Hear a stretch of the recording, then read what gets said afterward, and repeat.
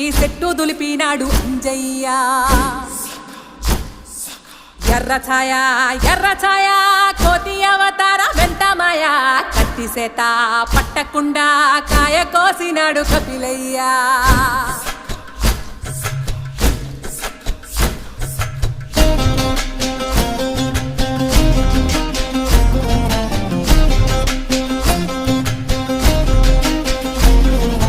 అంజనమ్మ ముందు వంజుల్ పుంజుల్ సీడి మామిడి ముక్కలు కుప్పల్ తెప్పల్